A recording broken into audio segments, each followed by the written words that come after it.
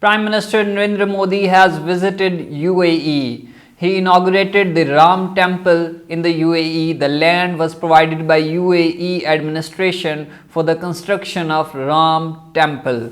Modi praised this development and dubbed the construction of Ram Temple a symbol of love between the people of the UAE and the people of the India. Both leaders have signed different agreements with each other, agreements related to energy, agreements related to bilateral trade ties, and besides of all these things, they have designed a formula about the Indian Middle East Europe economic corridor.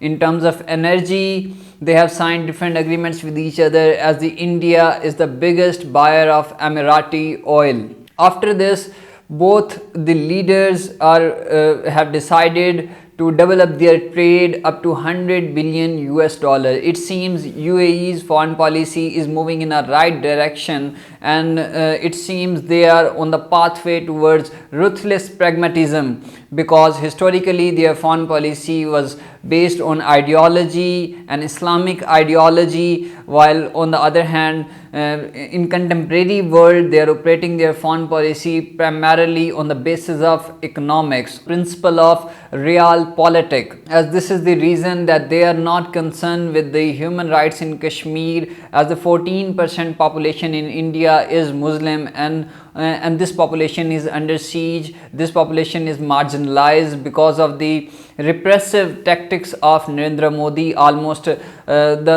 all of the Muslim clerics are detained. Political arrests are rampant in Kashmir, but the Muslim countries, particularly the Middle Eastern countries, are not concerned with these things. They are not concerned with the women rights in Kashmir, as almost 22,000 women have been widowed and 11,000 women have been raped since 1970s, but they are not concerned with these kind of appalling developments.